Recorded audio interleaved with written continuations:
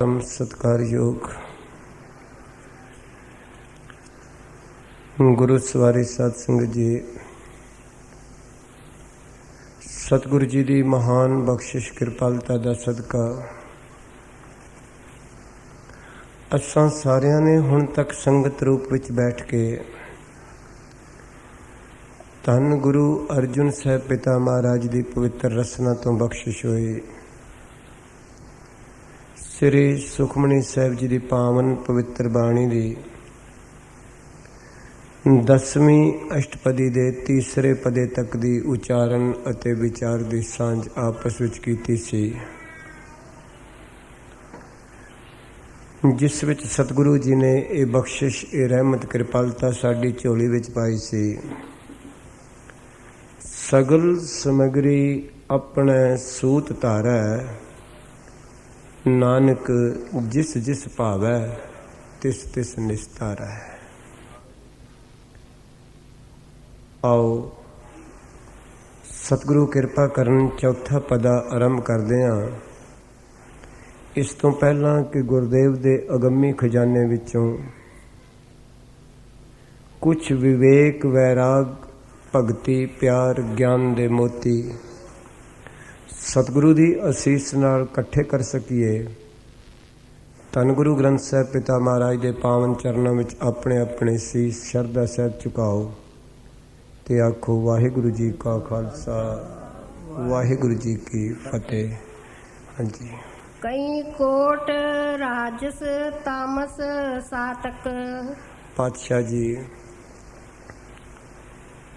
इस कुदरत कायनात की सिरजना विच इस पंजां तत्तां दे प्रपंच विच पसरे हुए पसार दा वर्णन कर रहे हैं। इस संसार रूपी तस्वीर दे वखरे वखरे रंग दर्शा रहे हैं ते महाराज कह रहे हैं ये जीव परमेश्वर ने अपनी इस कुदरत कायनात विच इस कीती हुई रचना विच इस कृत विच अनेकां प्रकार दे जीव रचे ने। कुछ रजोगुणी बिरती वाले ने, कुछ तमोगुणी बिरती वाले ने ते कुछ सतोगुणी बिरती वाले ने। मैं बेनती करां ये संसार केवल तिन्ना गुणों विच है। जिथों तक माया दे 3 गुण ने उत्थों तक संसार है। रजोगुणी तमोगुणी ते सतोगुणी। तमोगुणी विकारी पक्ष नूं कहंदे ने, रजोगुणी शानो शौकत वास्ते जीना कहंदे ने ते सतोगुणी दान पुण्य वास्ते जीना। इन्हां कर्मां विच जिहड़े जी रहे ने ते महाराज कहने रजगुण तमगुण सतगुण कही है ये तेरी सब माया। चौथे पद को जो नर चीनै तिन ही परम पद पाया। 3 किस्म दियां दुकानां दा बाजार है संसार ते हटड़े बाजार सौदा करन बन जा रहा ते तकरीबन खरीददार इहदे विच फिर रहे ने। कोई रजोगुणी की दुकान ते खलोता है, कोई तमोगुणी ते खलोता है ते कोई सतोगुणी ते खलोता है। बहुत घट लोग ने जिहड़े तीनों दुकानां पार करके गुरु के दरवाजे ते आ जाते हैं, ज्ञान तक पहुँच जाते हैं। तां सतगुरु ने ये बचन कहे ने, ते हटड़े बाजार सौदा करन बन जा रहा, सच वखर जिनी लद्या से सचड़े पासार। महाराज कहते ने कुछ लोग तीनों हट्टियां पार कर जाते हैं। वो केवल ते केवल दाते कोलों दाता ही मंग लेंदे ने। वो कर्म की डेफिनेशन पार कर जाते हैं। वो ऐसा धर्म भी पार कर जाते हैं जिहड़ा कर्म नाल जुड़िया है। ਤੇ ਕੇਵਲ ਗਿਆਨ ਤੇ ਪਹੁੰਚ ਜਾਂਦੇ ਨੇ। ਤੇ ਪਾਤਸ਼ਾਹ ਜੀ ਧੰਨ ਗੁਰੂ ਅਰਜਨ ਸਾਹਿਬ ਪਾਤਸ਼ਾਹ ਮਹਾਰਾਜ ਕਹਿੰਦੇ ਕਈ ਕਰੋੜਾਂ ਜੀਵ ਜਿਹੜੇ ਨੇ, ਕੋਈ ਰਜੋਗੁਣੀ ਬਿਰਤੀ ਦਾ, ਕੋਈ ਤਮੋਗੁਣੀ ਬਿਰਤੀ ਦਾ, ਕੋਈ ਸਤੋਗੁਣੀ ਬਿਰਤੀ ਦਾ। ਤੁਸੀਂ ਸੰਸਾਰ ਵਿੱਚ ਰੇਡੀਓ, ਟਰਾਂਜ਼ਿਸਟਰ, ਸੀਡੀਆਂ, ਟੀਵੀ ਦੇਖਦੇ ਹੋ। ਕਿਸੇ ਦਾ ਇੰਟਰਸਟ ਗੇਮਾਂ ਵਾਲਾ ਚੈਨਲ ਵੇਖਣ ਦਾ, ਕਿਸੇ ਦਾ ਇੰਟਰਸਟ ਫਿਲਮਾਂ ਵਾਲਾ ਚੈਨਲ ਵੇਖਣ ਦਾ, ਕਿਸੇ ਦਾ ਇੰਟਰਸਟ ਕੀਰਤਨ ਤੇ ਕਥਾ ਵਾਲਾ ਚੈਨਲ ਸੁਣਨ ਦਾ, ਵੇਖਣ ਦਾ ਹੈ। ਹਰ ਇੱਕ ਜੀਵ ਦੀ ਬਿਰਤੀ ਵੱਖਰੀ ਵੱਖਰੀ ਹੈ। ਤੇ ਕਈ ਵਾਰੀ ਤੇ ਇੱਕੋ ਟੀਵੀ ਦੀ ਸਕਰੀਨ ਦੇ ਸਾਹਮਣੇ ਬੈਠਿਆਂ ਬੱਚਿਆਂ ਵਿੱਚ ਜਾਂ ਘਰ ਵਾਲਿਆਂ ਵਿੱਚ ਝਗੜਾ ਹੋ ਜਾਂਦਾ। ਉਹ ਕਹਿੰਦਾ ਮੈਂ ਆਹ ਵੇਖਣਾ ਤੇ ਉਹ ਕਹਿੰਦਾ ਨਹੀਂ ਮੈਂ ਆਹ ਵੇਖਣਾ। ਐਸਾ ਵੀ ਹੋ ਜਾਂਦਾ ਹੈ। ਬੱਚਾ ਕਹਿੰਦਾ ਮੈਂ ਆਹ ਵੇਖਣਾ, ਬਜ਼ੁਰਗ ਕਹਿੰਦਾ ਮੈਂ ਆਹ ਵੇਖਣਾ, ਜਵਾਨ ਕਹਿੰਦਾ ਮੈਂ ਆਹ ਵੇਖਣਾ। ਤੇ ਸਤਿਗੁਰੂ ਕਹਿੰਦੇ ਨੇ ਇਸ ਪ੍ਰਿਥਵੀ ਸਿਰਜਣਹਾਰ ਨੇ ਜਿਹੜੀ ਸਿਰਜਣਾ ਕੀਤੀ ਹੈ, ਇਸ ਸ੍ਰਿਸ਼ਟੀ ਵਿੱਚ ਕੋਈ ਰਜੋਗੁਣੀ ਦੇਖ ਰਿਹਾ ਹੈ ਉੱਥੇ ਖੜਾ ਹੈ, ਕੋਈ ਤਮੋਗੁਣੀ ਤੇ ਖੜਾ ਹੈ ਤੇ ਕੋਈ ਸਤੋਗੁਣੀ ਤੇ ਖੜਾ ਹੈ। ਬਹੁਤ ਘੱਟ ਲੋਕ ਨੇ ਜਿਹੜੇ ਤਿੰਨੋਂ ਹੀ ਪਾਰ ਕਰ ਜਾਂਦੇ ਨੇ ਦਰਵਾਜ਼ੇ, ਤੇ ਕੇਵਲ ਗੁਰੂ ਦਾ ਦਰਵਾਜ਼ਾ ਖੜਕਾਉਂਦੇ ਨੇ। ਬਹੁਤ ਘੱਟ ਲੋਕ ਨੇ ਜਿਹੜੇ ਪਰਮੇਸ਼ਰ ਕੋਲੋਂ ਇਹ ਮੰਗਦੇ ਨੇ ਕਿ ਸੱਚੇ ਪਾਤਸ਼ਾਹ ਬਸ ਹੁਣ ਜਨਮ ਮਰਨ ਮੁਕਾ ਦੇ, ਹੁਣ ਆਉਣ ਜਾਣ ਮੁਕਾ ਦੇ, ਜਾਂ ਐ ਕਹਿ ਲੋ ਅਖੀਰ ਦਾਅਵੇ ਤੇ ਪਹੁੰਚ ਜਾਂਦੇ ਨੇ ਮੁਕਤ ਬੱਪੜੀ ਪੀ ਗਿਆਨੀ ਤਿਆਗੋ। ਤਾਂ ਗਿਆਨ ਮੁਕਤੀ ਨੂੰ ਵੀ ਤਿਆਗ ਦਿੰਦੇ ਨੇ ਕਿ ਮੈਨੂੰ ਤੇ ਮੁਕਤੀ ਵੀ ਨਹੀਂ ਚਾਹੀਦੀ। ਫਿਰ ਚਾਹੀਦਾ ਕੀ ਹੈ? ਰਾਜ ਨਾ ਚਾਹੂੰ ਮੁਕਤ ਨਾ ਚਾਹੂੰ ਮਨ ਪ੍ਰੀਤ ਚਰਨ ਕਮਲਾਰੇ। ਇੱਥੇ ਪਹੁੰਚ ਜਾਂਦੇ ਨੇ। ਉਹ ਤੇ ਫਿਰ ਇੱਥੇ ਹੀ ਪਹੁੰਚ ਜਾਂਦੇ ਨੇ, ਜੇ ਤੂੰ ਮਿੱਤਰਾ ਸਾਡੜਾ ਇੱਕ ਭੋਰੀ ਨਾ ਵਿਛੋੜ। ਬਸ ਜੇ ਤੂੰ ਤੁਠਾਂ ਕਿਰਪਾ ਨਿਧਾਨ ਨਾ ਦੂਜਾ ਵੇਖਾਲ। ਇਹ ਪਾਈ ਮੂੰਹ ਦਾਤੜੀ ਨਿਤ ਹਿਰਦੈ ਰੱਖਾਂ ਸਮਾਲ। ਪਰ ਸਤਿਗੁਰੂ ਕਹਿ ਰਹੇ ਨੇ, ਬਖਸ਼ਿਸ਼ ਕਰ ਰਹੇ ਨੇ ਗੁਰੂ ਅਰਜਨ ਸਾਹਿਬ ਜੀ ਮਹਾਰਾਜ। ਕਹਿੰਦੇ ਨੇ ਕਈ ਕਰੋੜਾਂ ਜੀਵ ਨੇ ਜਿਹੜੇ ਰਜੋਗੁਣੀ, ਤਮੋਗੁਣੀ ਤੇ ਸਤੋਗੁਣੀ ਬਿਰਤੀਆਂ ਦੇ ਪੜਾਅ ਵਿੱਚ ਖਲੋ ਕੇ ਜੀਵਨ ਗੁਜ਼ਾਰ ਰਹੇ ਨੇ। ਹਾਂਜੀ। ਕਈ ਕੋਟ ਵੇਦ ਪ੍ਰਾਨ ਸਿਮਰਤ ਅਰ ਸਾਸਤ। ਸਤਿਗੁਰੂ ਕਹਿੰਦੇ ਨੇ ਕਈ ਕਰੋੜਾਂ ਜੀਵ ਐਸੇ ਵੀ ਨੇ ਜਿਹੜੇ ਵੇਦਾਂ ਨੂੰ ਪੜ੍ਹਦੇ ਤੇ ਸੁਣਦੇ ਨੇ। ਵੇਦ ਦੇ ਦੱਦੇ ਥੱਲੇ ਔਂਕੜ ਨੇ, 4 ਵੇਦ ਨੇ, ਬਹੁਵਚਨ ਹੈ। ਰਿਗਵੇਦ, ਯੁਜੁਰਵੇਦ, ਅਥਰਵਣ ਵੇਦ ਤੇ ਸਾਮਵੇਦ।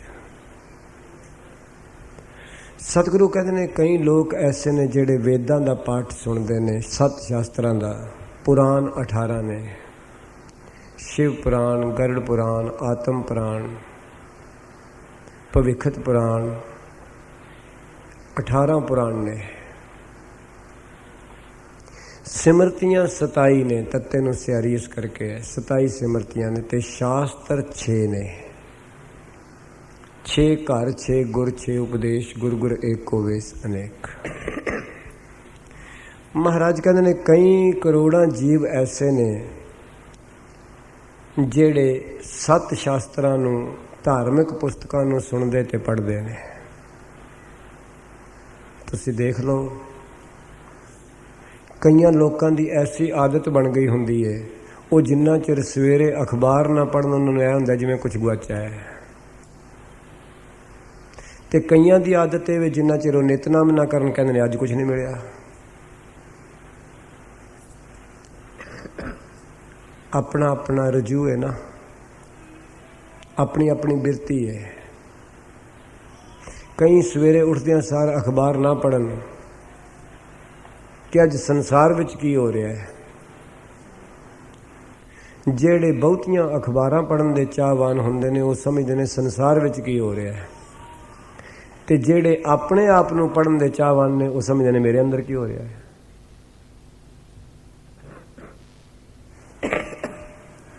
ਜਿਹੜੇ ਆਪਣੇ ਆਪ ਨੂੰ ਬਾਚਦੇ ਨੇ, ਆਪਣੇ ਆਪ ਨੂੰ ਪੜ੍ਹਦੇ ਨੇ, ਆਪਣੇ ਆਪ ਨੂੰ ਖੋਜਦੇ ਨੇ, ਉਹ ਹਮੇਸ਼ਾ ਇਹ ਖੋਜ ਕਰਦੇ ਨੇ ਵੀ ਮੇਰੇ ਅੰਦਰ ਕੀ ਕਮੀ ਹੈ। ਜਿਹੜੇ ਸੰਸਾਰ ਬਹੁਤਾ ਪੜ੍ਹਦੇ ਨੇ ਉਹ ਸੰਸਾਰ ਦੀਆਂ ਕਮੀਆਂ ਵੇਖਦੇ ਨੇ ਵੀ ਅੱਜ ਇੱਥੇ ਕੀ ਹੋਇਆ, ਅੱਜ ਉੱਥੇ ਕੀ ਹੋਇਆ, ਉੱਥੇ ਕੀ ਹੋਇਆ। ਜਿਹੜੇ ਬੈਠ ਕੇ ਗੱਲ ਕਰਦੇ ਨੇ ਸੰਸਾਰ ਦੀ, ਉਹ ਕੇਵਲ ਸੰਸਾਰ ਹੀ ਖੋਜ ਰਹੇ ਨੇ। ਤੇ ਜਿਹੜੇ ਆਪਣੇ ਆਪ ਨੂੰ ਖੋਜਦੇ ਨੇ ਉਹ ਆਪਣੇ ਅੰਦਰ ਵੇਖਦੇ ਨੇ ਅੱਜ ਕੀ ਹੋਇਆ। ਉਹ ਆਪਣੀ ਬਿਰਤੀ ਨੂੰ ਦੇਖਦੇ ਨੇ, ਅੱਜ ਮੇਰੀ ਬਿਰਤੀ ਖਰਾਬ ਹੈ ਕਿ ਠੀਕ ਹੈ, ਟਿਕੀ ਹੋਈ ਹੈ ਕਿ ਚਲਾਇਮਾਨ ਹੈ। ਤੇ ਜਿਉਂ-ਜਿਉਂ ਮਨ ਚਲਾਇਮਾਨ ਹੁੰਦਾ, ਉਹ ਗੁਰੂ ਦੇ ਸ਼ਬਦ ਨਾਲ ਉਹਨੂੰ ਪ੍ਰੇਰਦੇ ਨੇ, ਮਨ ਐਸਾ ਕਿਉਂ ਕਰਦਾ ਹੈ। ਤਾਂ ਗੁਰੂ ਸਾਹਿਬ ਕਹਿ ਰਹੇ ਨੇ, ਬਖਸ਼ਿਸ਼ ਕਰ ਰਹੇ ਨੇ, ਮਹਾਰਾਜ ਕਹਿੰਦੇ ਨੇ ਕਈ ਕਰੋੜਾਂ ਜਿਹੜੇ ਜੀਵ ਨੇ ਉਸ ਰਚਨਹਾਰ ਦੀ ਸ੍ਰਿਸ਼ਟੀ ਵਿੱਚ, ਉਹ ਵੇਦਾਂ ਨੂੰ, ਪੁਰਾਣਾਂ ਨੂੰ, ਸਿਮਰਤੀਆਂ ਨੂੰ, ਅਰ ਮੈਨੇ ਐਂਡ ਔਰ ਸ਼ਾਸਤਰਾਂ ਨੂੰ ਵਿਚਾਰਦੇ ਨੇ, ਸੱਤ ਸ਼ਾਸਤਰਾਂ ਨੂੰ ਪੜ੍ਹਦੇ ਨੇ, ਖੋਜਦੇ ਨੇ। ਜਿਹੜੇ ਲੋਕ ਜਿਹੜੀ ਚੀਜ਼ ਦੀ ਖੋਜ ਕਰਨਗੇ ਉਸ ਤਰ੍ਹਾਂ ਦਾ ਸੁਭਾਅ ਬਣੇਗਾ। ਜਿਹੜੇ ਸੱਤ ਸ਼ਾਸਤਰਾਂ ਨੂੰ ਪੜ੍ਹਦੇ ਨੇ ਉਹਨਾਂ ਦਾ ਹੌਲੀ ਹੌਲੀ ਸੁਭਾਅ ਸੱਤ ਵਾਲੇ ਪਾਸੇ ਟੁਰਦਾ ਹੈ। ਜਿਹੜੇ ਮੈਗਜ਼ੀਨ ਪੜ੍ਹਦੇ ਨੇ ਜਾਂ ਹੋਰ ਕਈ ਕਿਸਮ ਦੀਆਂ ਦੁਨਿਆਵੀ ਕਿਤਾਬਾਂ ਪੜ੍ਹਦੇ ਨੇ, ਉਹਨਾਂ ਦਾ ਸੁਭਾਅ ਉਸ ਤਰ੍ਹਾਂ ਦਾ ਹੋ ਜਾਂਦਾ ਹੈ।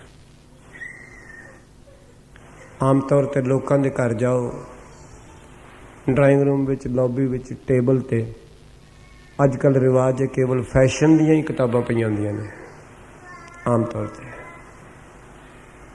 ਜਾਂ ਨਾਵਲ ਹੀ ਪਏ ਹੁੰਦੇ ਨੇ।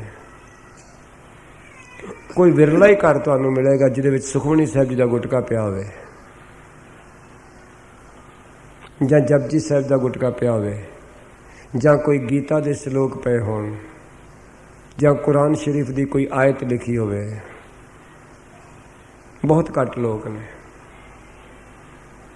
ਨਹੀਂ ਤੇ ਜਿਨ੍ਹਾਂ ਦੇ ਘਰ ਵੀ ਜਾਓ ਸਾਹਮਣੇ ਤਕਰੀਬਨ ਸੰਸਾਰ ਹੀ ਬਹੁਤਾ ਪਸਰਿਆ ਮਿਲਦਾ ਹੈ। ਤੇ ਜਿਹਦਾ ਪਸਾਰਾ ਜ਼ਿਆਦਾ ਹੋਏਗਾ, ਪਰਿਵਾਰ ਦੀ ਰੁਚੀ ਵੀ ਉਸ ਤਰ੍ਹਾਂ ਹੀ ਹੋਏਗੀ। ਤੇ ਮੈਨੂੰ ਇੱਕ ਭੈਣ ਜੀ ਨੇ, ਮਾਤਾ ਜੀ ਨੇ ਪਰਸੋਂ ਚੌਥ ਪੁੱਛਿਆ ਸੀ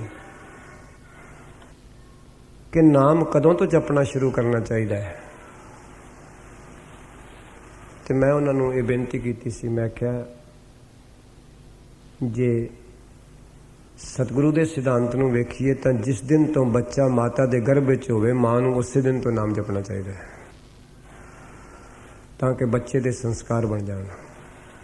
ਅੱਜ ਮੈਡੀਕਲ ਸਾਇੰਸ ਇਹ ਗੱਲ ਕਹਿੰਦੀ ਹੈ ਕਿ ਜਦੋਂ ਬੱਚਾ ਮਾਂ ਦੇ ਗਰਭ ਵਿੱਚ ਹੋਵੇ, ਮਾਂ ਨੂੰ ਸੋਹਣੇ ਸੋਹਣੇ ਦ੍ਰਿਸ਼ ਵੇਖਣੇ ਚਾਹੀਦੇ ਨੇ, ਸੋਹਣੇ ਸੋਹਣੇ ਫੁੱਲ ਵੇਖਣੇ ਚਾਹੀਦੇ ਨੇ। ਉਸ ਦਾ ਪ੍ਰਭਾਵ ਪੈਂਦਾ ਬੱਚੇ 'ਤੇ। ਮੈਂ ਬੇਨਤੀ ਕਰਾਂ, ਜੇ ਐਵੇਂ ਨਹੀਂ ਸਤਿਗੁਰੂ ਨੇ ਬਾਣੀ ਵਿੱਚ ਇਹ ਬਚਨ ਕਹੇ, ਸਤਿਗੁਰ ਸਾਚਾ ਦੀਆ ਭੇਜ, ਇਹ ਗੁਰੂ ਅਰਜਨ ਸਾਹਿਬ ਦੇ ਬੋਲ ਨੇ। ਜਦੋਂ ਮਾਂ ਇੱਥੋਂ ਸ਼ੁਰੂ ਕਰੇਗੀ, ਉਸ ਬੱਚੇ ਦੇ ਜੀਵਨ ਵਿੱਚ ਗੁਰੂ ਦੀ ਕਿਰਪਾ ਨਾਲ ਉਹ ਚੀਜ਼ ਉਤਰੇਗੀ। ਸਤਿਗੁਰੂ ਤਰਸ ਕਰਦੇ ਨੇ, ਮਹਾਰਾਜ ਕਹਿੰਦੇ ਨੇ ਕਈ ਕੋਟ ਵੇਦ ਪੁਰਾਨ ਸਿਮਰਤ ਅਰ ਸ਼ਾਸਤ। ਕਈ ਕਰੋੜਾਂ ਲੋਕ ਨੇ ਜਿਹੜੇ ਧਾਰਮਿਕ ਪੁਸਤਕਾਂ ਨੂੰ ਪੜ੍ਹਦੇ ਤੇ ਵਿਚਾਰਦੇ ਨੇ। ਕਈ ਕੋਟ ਕੀਏ ਰਤਨ ਸਮੁੰਦ। ਸਤਿਗੁਰੂ ਕਹਿੰਦੇ ਨੇ, ਹੇ ਮੇਰੇ ਮਾਲਕ, ਆਪ ਜੀ ਨੂੰ ਪਤਾ ਹੋਏਗਾ ਇੱਕ ਐਸੀ ਕਥਾ ਆਉਂਦੀ ਹੈ ਕਿ ਦੇਵਤਿਆਂ ਨੇ ਸਮੁੰਦਰ ਰਿੜਕਿਆ। ਗੁਰੂ ਗ੍ਰੰਥ ਸਾਹਿਬ ਜੀ ਦੇ ਭਗਤ ਤਰਲੋਚਨ ਜੀ ਦੇ ਪਵਿੱਤਰ ਸ਼ਬਦ ਅੰਦਰ 695 ਸਫੇ ਦਾ ਜ਼ਿਕਰ ਹੈ। ਪਰ ਮਹਾਰਾਜ ਕੀ ਕਹਿ ਰਹੇ ਨੇ? ਸਤਿਗੁਰੂ ਕਹਿੰਦੇ ਨੇ ਕਰੋੜਾਂ ਹੀ ਸਮੁੰਦਰ ਤੇ ਕਰੋੜਾਂ ਹੀ ਰਤਨ ਉਹਨਾਂ ਵਿੱਚ ਛੁਪੇ ਪਏ ਨੇ, ਜਿਸ ਦਾ ਵਿਗਿਆਨ ਨੂੰ ਕਿਸੇ ਬੰਦੇ ਨੂੰ ਅੱਜ ਤੱਕ ਪਤਾ ਵੀ ਨਹੀਂ। ਥੋੜੀ ਜਿਹੀ ਬੁੱਧੀ ਗਈ, ਕੁਝ ਰਤਨ ਖੋਜੇ ਗਏ, ਥੋੜੀ ਜਿਹੀ ਬੁੱਧੀ ਹੋਰ ਵਧੀ, ਕੁਝ ਹੋਰ ਖੋਜੇ ਗਏ, ਪਰ ਹੈਨ ਅਸੀਮ ਕਈ ਕੋਟ। ਸਤਿਗੁਰੂ ਕਹਿੰਦੇ ਨੇ ਉਸਨੇ, ਪਰਮੇਸ਼ਰ ਨੇ ਕੁਦਰਤ ਵਿੱਚ ਇਹ ਪੈਦਾ ਕੀਤੇ ਨੇ। ਤੇ ਲੱਭਣਗੇ ਉਹਨੂੰ ਜਿਹੜਾ ਉਸ ਦਾ ਚਾਹਵਾਨ ਹੋਏਗਾ। ਕਈ ਲੋਕ ਸਤਸੰਗਤ ਵਿੱਚ ਆਣ ਕੇ ਵੀ ਨਹੀਂ ਸੱਤ ਲੱਭ ਸਕਦੇ, ਤੇ ਜੇ ਸਤਸੰਗਤ ਵਿੱਚੋਂ ਸੱਤ ਨਾ ਲੱਭੇਗਾ ਤਾਂ ਫਿਰ ਕਿੱਥੋਂ ਲੱਭੇਗਾ? ਥੀਏਟਰ 'ਚ ਲੱਭੇਗਾ। ਕਈ ਲੋਕ ਸਤਸੰਗਤ ਵਿੱਚੋਂ ਆਣ ਕੇ ਵੀ ਸੱਤ ਨਹੀਂ ਪ੍ਰਾਪਤ ਕਰ ਸਕਦੇ। ਮੈਂ ਬੇਨਤੀ ਕਰਾਂ, ਕਿਉਂ? ਕਿਉਂਕਿ ਤਨ ਸਤਸੰਗਤ ਵਿੱਚ ਆ ਜਾਂਦਾ, ਮਨ ਸਤਸੰਗਤ ਵਿੱਚ ਨਹੀਂ ਆਉਂਦਾ। तो गुरु साहब मैनू ते तुहानू इस महान संसार की रचना विचों कह रहे ने, नानक रचना प्रभ रची बहु विध अनेक प्रकार, कई कोट किए रतन समुंद। महाराज कहते ने कई करोड़ा ही परमेश्वर ने ऐसे समुंदर गहरे रच के उन्हां विच रतन पाए ने। वो जिहड़ा कोई खोजदा है उसनूं मिलदे ने। ਜਿਹੜੇ ਬੰਦੇ ਸਮੁੰਦਰ ਦੇ ਕਿਨਾਰੇ ਤੇ ਬੈਠਦੇ ਨੇ ਉਹਨਾਂ ਨੂੰ ਤੇ ਲਹਿਰਾਂ ਤੇ ਪਾਣੀ ਤੇ ਮੱਛੀਆਂ ਤੇ ਡੱਡੂ ਤੇ ਸਿੱਪੀਆਂ ਤੇ ਰੇਤ ਦੇ ਦਰਸ਼ਨ ਹੁੰਦੇ ਨੇ, ਇਸ ਤੋਂ ਕੁਝ ਨਹੀਂ ਹੁੰਦਾ। ਪਰ ਜਿਹੜੇ ਸਮੁੰਦਰ ਦੀ ਗਹਿਰਾਈ ਵਿੱਚ ਉਤਰ ਜਾਂਦੇ ਨੇ ਉਹਨਾਂ ਨੂੰ ਤੇ ਗੈਸ ਵੀ ਮਿਲਦੀ, ਪੈਟਰੋਲ ਵੀ ਮਿਲਦੇ ਨੇ, ਹੀਰੇ ਜਵਾਹਰਾਤ ਵੀ ਮਿਲਦੇ ਨੇ। तो गुरु साहब मैनू ਅਤੇ ਤੁਹਾਨੂੰ ਕਹਿ ਰਹੇ ਨੇ ਕਿ ਪਰਮੇਸ਼ਰ ਨੇ ਐਸੀ ਰਚਨਾ ਰਚੀ ਹੋਈ ਹੈ। ਹਾਂਜੀ, ਕਈ ਕੋਟ ਨਾਨਾ ਪ੍ਰਕਾਰ ਜੰਤ। ਤੁਸੀਂ ਕਦੇ ਜਿਨ੍ਹਾਂ ਨੂੰ ਸ਼ੌਂਕ ਹੈ ਥੋੜਾ ਬਹੁਤਾ ਕੁਦਰਤ ਨੂੰ ਦੇਖਣ ਦਾ ਤੇ ਵਿੱਚੋਂ ਕਾਦਰ ਨੂੰ ਦੇਖਣ ਦਾ, ਉਹ ਕਦੀ ਡਿਸਕਵਰੀ ਚੈਨਲ ਦੇਖਿਆ ਕਰੋ ਜੇ ਦੇਖਣਾ ਤੇ। ਜਦੋਂ ਬੰਦਾ ਡਿਸਕਵਰੀ ਚੈਨਲ ਨੂੰ ਦੇਖਦਾ ਹੈ ਨਾ, ਉਦੋਂ ਕੁਦਰਤ ਨੂੰ ਤੱਕ ਕੇ ਕਾਦਰ ਵੱਲ ਬਦੋ ਬਦੀ ਸੀਸ ਝੁਕ ਜਾਂਦਾ ਹੈ कि मेरे मालिक ऐसी ऐसी जगह ते तू जीव पैदा किए ने, ऐसी ऐसी जगह ते तू रचना की हुई है, तो उन्होंने रिजक की भी संभाल कर रहे हैं, उन्होंने जीवन भी दे रहे हैं। कई कई जीव बर्फ विच ही दबे पे ने ते बर्फ दे विच भी उन्होंने रोजी दे रहे हैं। मैं आप जी नूं बेनती कर रहा, जिथे कोई हवा भी नहीं पहुंचती पई उत्थे भी उन्होंने जीवन दे रहा है। ते इस विस्माद नूं वेख के गुरु नानक पातशाह जी ने वचन है, बलिहारी कुदरत वसिया, नानक सच दातार शनाखत कुदरती। अगर किसी ने कादर की शनाखत करनी है, पहचान करनी है, तो कुदरत विचों ही होएगी। ਜਦੋਂ ਕੁਦਰਤ ਨੂੰ ਦੇਖੇਗਾ ਬਸ ਕੁਦਰਤ ਤੇ ਨਹੀਂ ਅਟਕ ਜਾਏਗਾ। ਜੇ ਤੇ ਰਜੋਗੁਣੀ ਤਮੋਗੁਣੀ ਸਤੋਗੁਣੀ ਬਿਰਤੀ ਤੱਕਦਾ ਹੋਇਆ, ਯਾਦ ਰੱਖਣਾ ਫਿਰ ਤੇ ਕੁਦਰਤ ਤੱਕ ਅਟਕ ਜਾਏਗਾ। ਪਰ ਜਿਹੜੇ ਇਸ ਬਿਰਤੀ ਤੋਂ ਅੱਗੇ ਲੰਘ ਜਾਂਦੇ ਨੇ ਉਹ ਕੁਦਰਤ ਵਿੱਚੋਂ ਕਾਦਰ ਤੇ ਪਹੁੰਚ ਜਾਂਦੇ ਨੇ। ਉਹ ਜਿਉਂ-ਜਿਉਂ ਕੁਦਰਤ ਨੂੰ ਤੱਕਦੇ ਨੇ ਤਿਉਂ-ਤਿਉਂ ਕਾਦਰ ਦੀ ਸਿਫਤ ਸਲਾਹ ਕਰਦੇ ਨੇ। ਗੁਰੂ ਅਰਜਨ ਸਾਹਿਬ ਪਾਤਸ਼ਾਹ ਜਦੋਂ ਇਸ ਅਵਸਥਾ ਵਿੱਚ गुरु रामदास साहब जी की कृपा नाल पहुंचे तो कह उठे करते कुदरती मुश्ताक, खाक नूर करदम आलम दुनियाए। आख्या कमाल दा तू करता है, तू मिट्टी दे विच जोत पाई है ते मिट्टी बोलन लग पई है, भजन लग पई है। खाक नूर करदम आलम दुनियाए, मिट्टी दे विच तू जान पा दी, मिट्टी बोलन लग पई है, भजन लग पई है। ऐसा तू करता है। तो गुरु साहब कहते हैं कई कोट नाना प्रकार जन, नाना मैंने कई तरह दे, सो मैनी काइंड्स, नाना शब्द। ये नाना शब्द किसी छोटे वास्ते भी आया है, पर उत्थे एक हलंत भी होएगा पैरां च, छोटा नन्ना, पर ये नाना सो मैनी काइंड्स। गुरु साहब कहते हैं कई प्रकार दे जंत तू पैदा किए ने, जीव जंतु। जंत दे तत्ते नूं औंकड़ नहीं बहुवचन, प्रकार काइंड नहीं कहते ने। कई प्रकार दे तू जीव जंतु पैदा किए ने। अज तक कई ऐसे ऐसे कीड़े सामने आउंदे ने जिनका रंग रूप भी नहीं वेख्या हुंदा। ये तेरी रचना विस्माद है, आश्चर्य है, अलौकिक है। ਤਾਂ ਗੁਰੂ ਸਾਹਿਬ ਜੀ ਨੇ ਬਖਸ਼ਿਸ਼ ਕੀਤੀ।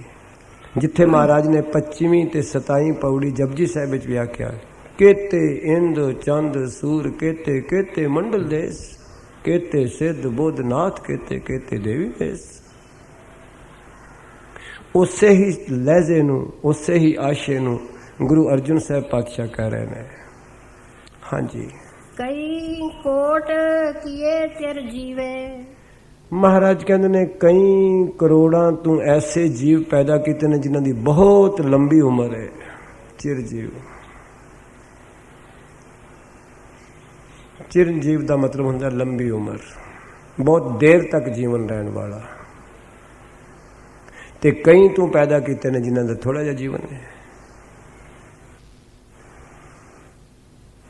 ਕਿਸੇ ਦੀ ਬਹੁਤ ਥੋੜਾ ਜਿਹਾ ਜੀਵਨ ਹੈ ਤੇ ਕਈ ਬਹੁਤ ਲੰਬੇ ਜੀਵਨ ਵਾਲੇ। ਐਸੀ ਤੇਰੀ ਵਿਸਮਾਦ ਰਚਨਾ ਹੈ। ਕਈ ਤੇ ਤੂੰ ਇੰਨੇ ਲੰਮੇ ਜੀਵਨ ਵਾਲੇ, ਇੰਨੀ ਲੰਮੀ ਉਮਰ ਵਾਲੇ ਪੈਦਾ ਕੀਤੇ ਨੇ ਜੀਵ, ਤੇ ਕਈ ਬਿਲਕੁਲ ਛਿਨ ਭੰਗਰ ਨੇ। ਇਧਰੋਂ ਪੈਦਾ ਹੁੰਦੇ ਨੇ, ਬਸ ਥੋੜੀ ਦੇਰ ਬਾਅਦ ਖਤਮ ਹੋ ਜਾਂਦੇ ਨੇ। तो सतगुरु कृपा करते ने, बख्शिश करन, रहमत करन। तो महाराज कहते ने, हे मेरे मालक, तेरी इस कीती हुई रचना च कई करोड़ां जीव ऐसे ने जिन्हां दी बहुत लंबी उम्र है, बहुत ज्यादा चिर रहने वाले ने।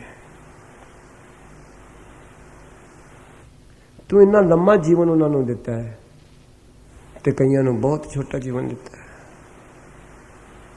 ਤੇ ਕੌਣ ਕਿਸੇ ਨੂੰ ਕਹਿ ਸਕਦਾ? ਮਾਫ ਕਰਨਾ, ਕੋਈ ਬੱਚਾ ਪੈਦਾ ਹੁੰਦੇ ਹੀ ਟੁਰ ਜਾਂਦਾ ਹੈ।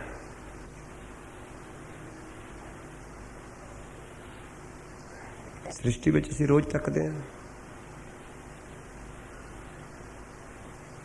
ਤੇ ਕਈ ਬਹੁਤ ਲੰਮੀ ਲੰਮੀ ਉਮਰ ਭੋਗਦੇ। ਕਈ ਕੋਟ ਗਿਰੀ ਮੇਰ ਸਵਰਨ ਥੀਵੇ। ਸਤਿਗੁਰੂ ਕਹਿੰਦੇ ਨੇ ਕਈ ਕਰੋੜਾਂ। ਗਿਰ ਦਾ ਮਤਲਬ ਹੁੰਦਾ ਹੈ ਪਹਾੜ, ਗਿਰੀ ਦਾ ਮਤਲਬ ਪਹਾੜੀਆਂ, ਤੇ ਮੇਰ ਦਾ ਮਤਲਬ ਹੈ ਪਹਾੜ, ਪਰਬਤ। ਤੂੰ ਮੇਰੋ ਮੇਰ ਪਰਬਤ ਸੁਆਮੀ, ਓਟ ਗਹੀ ਮੈਂ ਤੇਰੀ। ਗੁਰੂ ਸਾਹਿਬ ਕਹਿੰਦੇ ਨੇ ਮੇਰ, ਮੇਰ ਪਹਾੜ ਨੂੰ ਕਹਿੰਦੇ ਨੇ। ਉੱਥੋਂ ਹੀ ਇੱਕ ਸ਼ਬਦ ਆਇਆ ਸੁਮੇਰ ਪਰਬਤ। तो सतगुरु कह रहे ने, कृपा कर रहे ने, कई कोट गिरी मेर स्वर्ण थीवे। कई करोड़ा पहाड़ ते पहाड़ियां सोने दियां बना दित्तियां ने, विच उन्होंने सोना निकलता है। आप जी नूं पता है इस गल दा? तुहाडे नेड़े एक देश है बर्मा, इत्थों हीरे निकलते ने, मिट्टी चों निकलते हैं। अफ्रीका विच ऐसे कई पहाड़ ने जिन्हां विचों सोना निकलता है। तो की वो परमेश्वर ने नहीं रखा? किने रखा? और जेकर बंदे दे वस होवे तो बंदा इत्थे ना पहाड़ बना ले, अपने घर ही सोने का हीरियां का पहाड़ बना ले, पर नहीं। मैं होर भी बेनती कर दिया, आ जमीन दे विचों किन्ने सोहने सोहने कीमती पत्थर निकलते हैं। जमीन चों निकलते हैं ना, आ जिहड़े बिल्डिंगां ते लगदे ने, होर भी कीमती कीमती पत्थर ने, ये सब जमीन चों निकलते हैं। ते सतगुरु कह रहे हैं, मैनू तुहानू कई कोट गिरी मेर स्वर्ण थीवे। स्वर्ण मैंने सोना। सतगुरु कहते हैं परमेश्वर ने पहाड़ों के विच सोना रख दिता है। किसी पहाड़ विचों सीमेंट निकल रहा है, किसी पहाड़ विचों चूना निकल रहा है तो पत्थर ही है, पर उहदी माया। ऐसा पहाड़ किसी पहाड़ विचों शायद तुहानू ना पता होवे, एक अल्कलाइन चीज़ निकलती, जिप्सम, जिहड़ी कलर वाली खेती, कलर वाली जमीन नूं ठीक कर दी है। ਉਹ ਵੀ ਮਿੱਟੀ ਹੈ, ਇੱਕ ਪਹਾੜਾਂ ਤੋਂ ਆਉਂਦੀ ਹੈ। ਉਹ ਜ਼ਿਮੀਂਦਾਰ ਲੋਕ ਆਪਣੀ ਜ਼ਮੀਨ 'ਚ ਪਾਉਂਦੇ ਨੇ, ਅਲਕਲਾਈਨ ਸਾਲਟ ਮਰ ਜਾਂਦਾ ਹੈ ਅਤੇ ਜ਼ਮੀਨ ਖੇਤੀ ਉਪਜਾਊ ਬਣ ਜਾਂਦੀ ਹੈ, ਫਸਲ ਦੇਣ ਵਾਲੀ ਬਣ ਜਾਂਦੀ ਹੈ। ਐਸਾ ਕੁਦਰਤ ਨੇ ਕਿਰਪਾ ਕੀਤੀ ਹੋਈ ਹੈ। ਸ਼ਾਇਦ ਤੁਹਾਡੇ ਵਿੱਚੋਂ ਕਦੀ ਕੋਈ ਸਤਿਗੁਰ ਦੀ ਕਿਰਪਾ ਨਾਲ ਹੇਮਕੁੰਟ ਸਾਹਿਬ ਗਏ ਹੋਣ। ਹੇਮਕੁੰਟ ਸਾਹਿਬ ਦੇ ਰਸਤੇ ਵਿੱਚ ਜਾਈਏ, ਨਾਲ ਹੀ ਇੱਕ ਬੂਟੀ ਕੋਈ ਉੱਗੀ ਹੈ, ਹੱਥ ਨੂੰ ਲੱਗ ਜਾਏ ਤੇ ਐਸੀ ਜਲਨ ਹੁੰਦੀ ਹੈ, ਹਟਦੀ ਨਹੀਂ। ਉਹਦੇ ਨਾਲ ਹੀ ਦੂਸਰੀ ਬੂਟੀ ਹੈ, ਪਹਿਚਾਨ ਹੋਵੇ, ਪੁੱਟ ਕੇ ਰਗੜੋ, ਜਲਨ ਖਤਮ ਹੋ ਜਾਏਗੀ। ਉਹਦੀ ਮਾਇਆ, ਇਹ ਸਭ ਉਹਦੀਆਂ ਬਖਸ਼ਾਂ ਨੇ। ਉਹਨੇ ਕੀ ਰਚਨਾ ਕਿੱਥੇ ਕਿੱਥੇ ਕੀਤੀ ਹੋਈ ਹੈ।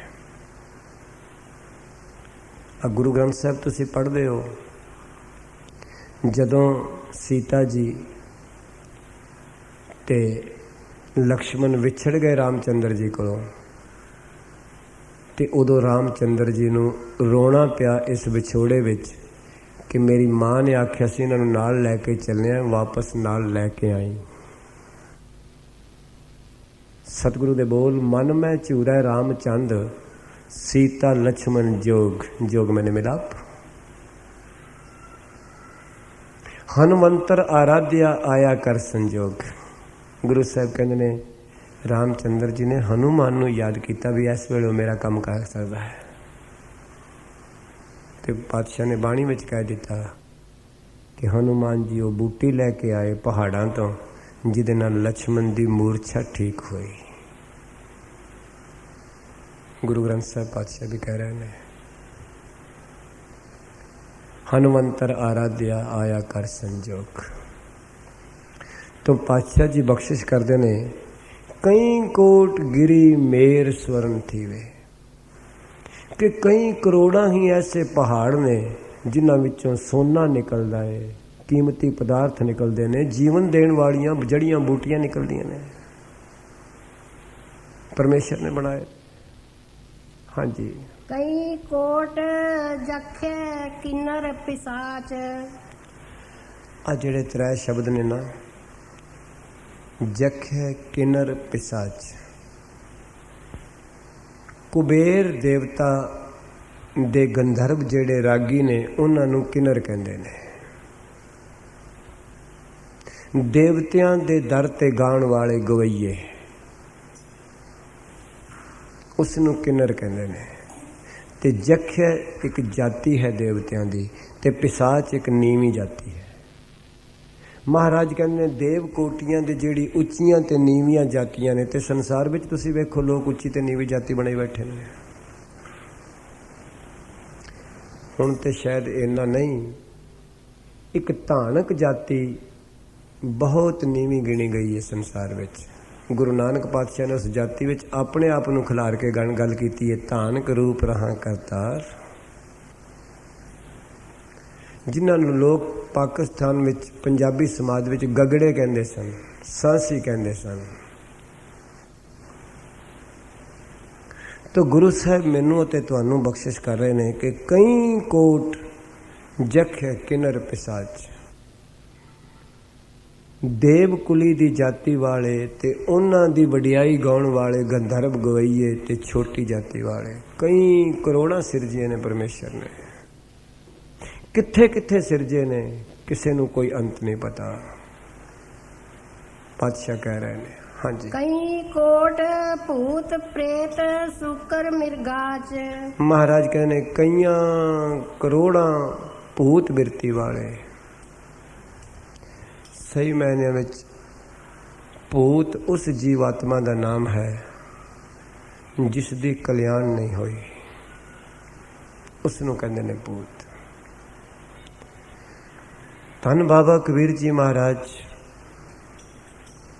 गुरु ग्रंथ साहिब जी की पवित्र बाणी अंदर ते गुरु नानक साहिब जी पातशाह जी की पवित्र बाणी गुरु ग्रंथ साहिब जी की, महाराज ते उन्हां नूं भूत कहंदे ने जिन्हां ने रब नाल रिश्ता नहीं जोड़िया। वो मनुख दे रूप विच भी भूत ने। सतगुर कहंदे कल मैं प्रेत जिन्हें राम ना पछाता। ਕਲਯੁਗ ਵਿੱਚ ਉਹ ਜੀਵ ਪ੍ਰੇਤ ਨੇ, ਭੂਤਨੇ ਨੇ, ਜਿਨ੍ਹਾਂ ਨੇ ਰੱਬ ਨੂੰ ਨਹੀਂ ਪਛਾਣਿਆ। ਤੇ ਬਾਬਾ ਕਬੀਰ ਨੂੰ ਪੁੱਛੀਏ, ਤੁਸੀਂ ਭੂਤਨੇ ਕਿਹਨੂੰ ਕਹਿੰਦੇ ਹੋ, ਪ੍ਰੇਤ ਕਿਹਨੂੰ ਕਹਿੰਦੇ ਹੋ? ਸਤਿਗੁਰੂ ਕਹਿੰਦੇ ਨੇ, ਕਬੀਰ ਜੈ ਘਰ ਸਾਧ ਨਾ ਸੇਵੀਐ, ਹਰ ਕੀ ਪੂਜਾ ਨਾਹੀਂ, ਤੇ ਘਰ ਮਰਹਟ ਸਾਰੰਗੇ, ਭੂਤ ਬਸੈਂ ਤਿਨ ਮਾਹੀ। ਬਾਬਾ ਕਬੀਰ ਕਹਿੰਦੇ ਨੇ, ਉਹ ਘਰ ਹੀ ਸ਼ਮਸ਼ਾਨ ਭੂਮੀ ਹੈ ਤੇ ਉਹਦੇ ਵਿੱਚ ਭੂਤ ਵਸਦੇ ਨੇ। ਤੇ ਮੈਂ ਤੇ ਕਈ ਵਾਰੀ ਕਹਿਣਾ ਹੁੰਦਾ ਕਿ ਜਦੋਂ ਅਸੀਂ ਆਪਣੇ ਬੱਚੇ ਬੱਚੀਆਂ ਦੇ ਵਿਆਹ ਕਰਦੇ ਹਾਂ ਤੇ ਜਦੋਂ ਮਿਲਣੀ ਦਾ ਵੇਲਾ ਹੁੰਦਾ, ਕਹਿੰਦੇ ਨੇ ਰਾਗੀਆਂ ਨੂੰ, ਭਾਈ ਸਾਹਿਬ ਨੂੰ, ਗ੍ਰੰਥੀ ਸਿੰਘ ਸਾਹਿਬਾਨ ਨੂੰ ਵੀ ਪੜ੍ਹੋ ਹਮ ਕਰ ਸਾਜਨ ਆਏ, ਤੇ ਅੱਧੇ ਕੁ ਤੇ ਅੱਗੋਂ ਸ਼ਰਾਬ ਪੀ ਪੀ ਕੇ ਡਿੱਗੇ ਹੁੰਦੇ ਨੇ, ਉਹ ਸਾਜਨ ਹੁੰਦੇ ਨੇ, ਉਹ ਤੇ ਭੂਤ ਹੀ ਹੁੰਦੇ ਨੇ। ਸਜਣਾ ਦੀ ਇਹ ਨਿਸ਼ਾਨੀ ਨਹੀਂ ਹੁੰਦੀ। ਸੱਜਣ ਦੀ ਤੇ ਡੈਫੀਨੇਸ਼ਨ ਕੁਝ ਹੋ ਰਹੀ ਹੈ। ਸੱਜਣ ਤੇ ਇੱਜ਼ਤ ਦੇ ਭਾਈਵਾਲ ਹੁੰਦੇ ਨੇ, ਤੇ ਜਿਹੜੇ ਇੱਜ਼ਤ ਨੂੰ ਉਧੇੜਨ ਤੇ ਲੱਗੇ ਹੋਣ ਉਹ ਸੱਜਣ ਥੋੜੀ ਹੁੰਦੇ ਨੇ। ਅਸੀਂ ਕਹਿੰਦੇ ਤੇ ਹਾਂ ਵੀ ਹਮ ਕਰ ਸਾਜਨ ਆਏ, ਉਹ ਸੱਜਣ ਨਹੀਂ ਹੁੰਦੇ। ਮੈਂ ਆਪ ਜੀ ਨੂੰ ਬੇਨਤੀ ਕਰਦਾ, ਸੱਜਣ ਕਦੀ ਵੀ ਇਸ ਤਰ੍ਹਾਂ ਨਹੀਂ ਕਰਦੇ। ਸੱਜਣ ਹਮੇਸ਼ਾ ਕਿਸੇ ਦੀ ਪੱਤ ਦੇ ਭਾਈਵਾਲ ਤੇ ਇੱਜ਼ਤ ਟੱਕਦੇ ਨੇ। ਜਿਹੜੇ ਕਿਸੇ ਦੀ ਇੱਜ਼ਤ ਨੂੰ ਉਛਾਲਦੇ ਨੇ ਉਹ ਕਦੀ ਸੱਜਣ ਨਹੀਂ ਹੋਏ। ਤੇ ਸਤਿਗੁਰੂ ਕਹਿ ਰਹੇ ਨੇ ਮੈਨੂੰ ਤੁਹਾਨੂੰ, ਕਈ ਕੋਟ ਭੂਤ ਪ੍ਰੇਤ ਸ਼ੂਕਰ ਮੈਨੇ ਸੂਰ ਬਿਰਤੀ ਵਾਲੇ, ਮ੍ਰਿਗਾਚ ਮੈਨੇ ਮਾਸ ਖਾਣ ਵਾਲਾ ਸ਼ੇਰ। ਮਿਰਗਾਂ ਨੂੰ ਖਾਣ ਵਾਲੇ, ਸ਼ੇਰ ਮਾਸ ਖਾਣ ਵਾਲੇ। ਤੇ ਸਤਿਗੁਰੂ ਜੀ ਬਖਸ਼ਿਸ਼ ਕਰਦੇ ਨੇ, ਕੁਝ ਲੋਕ ਮਾਸ ਖਾਂਦੇ ਨੇ, ਕੁਝ ਲੋਕ ਮਾਸ ਨਹੀਂ ਖਾਂਦੇ, ਸ਼ਾਇਦ ਕਹਿੰਦੇ ਨੇ ਵੈਸ਼ਨੋਆਂ, ਪਰ ਕਿਸੇ ਦਾ ਹੱਕ ਖਾ ਜਾਂਦੇ ਨੇ। ਉਹ ਸ਼ਾਇਦ ਮੁਰਗੇ ਦਾ ਮਾਸ ਨਹੀਂ ਖਾਂਦੇ, ਬੰਦਾ ਖਾ ਜਾਂਦੇ ਨੇ। ਪਾਤਸ਼ਾਹ ਜੀ ਕਹਿ ਰਹੇ ਨੇ, ਇਸ ਪਵਿੱਤਰ ਤੇਰੀ ਰਚਨਾ ਤੇ ਹੈ, ਪਰ ਇਹਦੇ ਵਿੱਚ ਕਈ ਕਰੋੜਾਂ ਭੂਤ ਤੇ ਪ੍ਰੇਤ ਬਿਰਤੀ ਵਾਲੇ ਨੇ, ਤੇ ਕਈ ਸ਼ੂਕਰ ਬਿਰਤੀ ਵਾਲੇ, ਤੇ ਕਈ ਮ੍ਰਿਗਾਚ ਬਿਰਤੀ ਵਾਲੇ। ਬੇਨਤੀ ਕਰਦਾ, ਸਭ ਤੇ ਨੇੜੇ ਸਭੂ ਤੇ ਦੂਰ। ਧੰਨ ਗੁਰੂ ਅਰਜਨ ਸਾਹਿਬ ਪਿਤਾ ਮਹਾਰਾਜ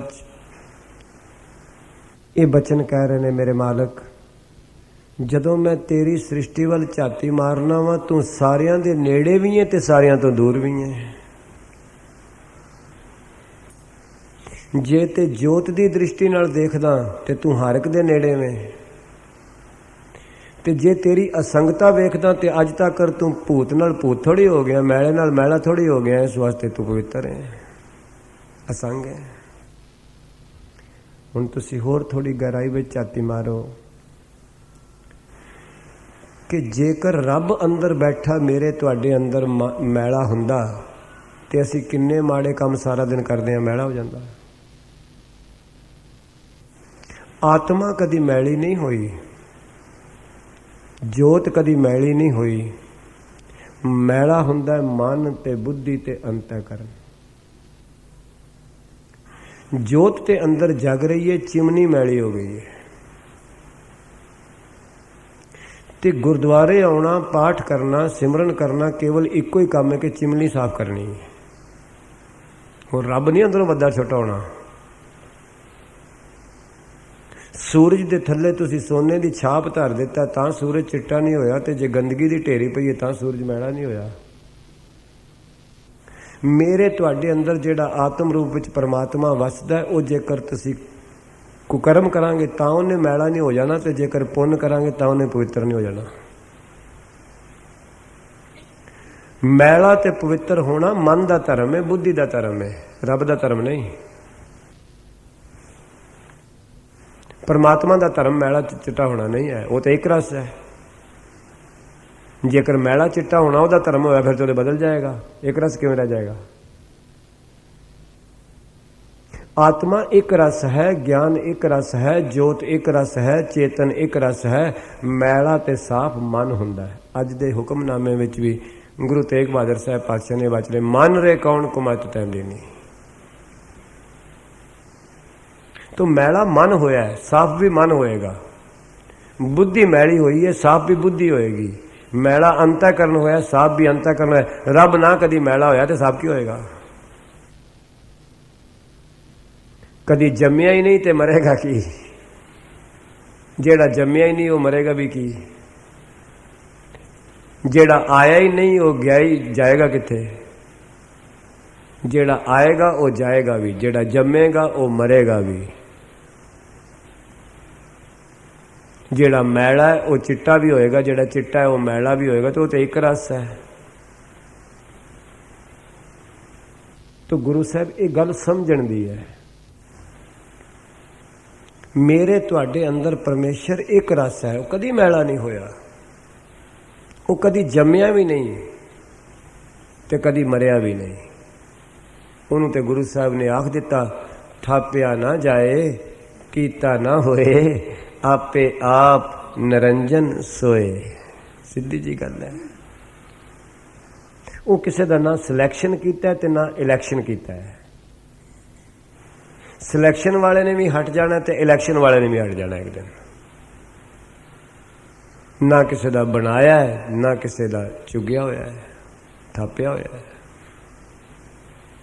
तो गुरु साहब कह रहे ने, कृपा कर रहे ने, सब ते नेरा सब हूं ते दूर।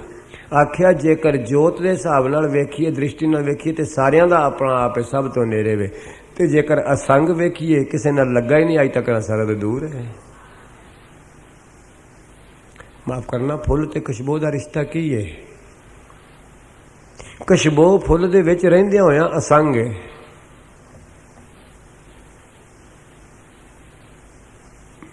सीधी जी गल है। शीशे के सामने असी खड़े हाँ, विचों साडा प्रतिबिंब ते दस रहा, पर शीशा काला होया। अपने मूँह ते कालख लाइए तो शीशे विचों दिसदी है भी कालख लगी है, तो जरा भराट दी है, शीशा काला हो गया? नहीं होया। ता गुरु साहब ने दृष्टांत दिता, पुप मद ज्यों बास बस्त है, मुकरमाए जैसे छाई, तैसे ही हर बसे निरंतर घट ही खोजो भाई। शीशे दे विच परछाई वसदी है ते असी अपने मूँह ते चेहरे ते काला रंग लाने आ, शीशे चो दिसदा है भराटी है, शीशा ते काला कोई नहीं होया। लाल रंग लाने आ, शीशा लाल नहीं होया। याद रखना, बिल्कुल इसे तरह ही असी मन नाल माड़ी सोच करने आ ते शरीर नाल माड़े कर्म करने आ, आत्मा कंदे अंदरों मैला नहीं होया। मैला केवल मन ही हुंदा है ते कालख मन तो हटानी है।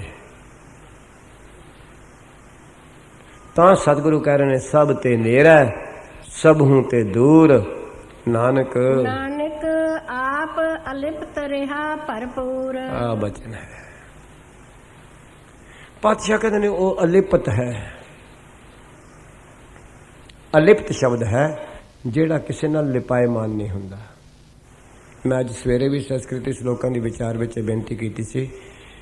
गुरु साहब की पवित्र बाणी अंदर दो शब्द ने, एक है अलप ते एक है अलप। अलप का मतलब है जेड़ा लिपायमान नहीं हुंदा, ते अलप का मतलब है छोटा, थोड़ा। हम अज्ञान अलप मत थोड़ी, असी छोटे हाँ, साडी मत थोड़ी है। पर अलप का मतलब है जेड़ा लिपायमान नहीं, जिसदे अंदर उस विकार की कशिश नहीं। Spelling same. जैसे अमर ते अमर, उदरन ते उदाहरण। तो गुरु साहब मैनू तुहानू कहते हैं, नानक आप अलिप्त, वो लिपायमान नहीं किसी नाल हुंदा, किसी नाल लिप्त नहीं, जुड़िया नहीं। जे जुड़दा तो फिर सुभाव चोर वर्गा बन जांदा होगा। ਉਹ ਕਿਸੇ ਕਾਲਖ ਨਾਲ ਨਹੀਂ ਲੱਗਾ, ਉਹਨੂੰ ਕੋਈ ਕਾਲਖ ਨਹੀਂ ਲੱਗੀ। ਤੇ ਹੈ ਕੀ ਇਹ ਭਰਪੂਰ ਵੀ ਹੈ, ਵਿਆਪਕ ਵੀ ਹੈ, ਸਭ ਜਗ੍ਹਾ ਰਹਿੰਦਾ ਵੀ ਹੈ।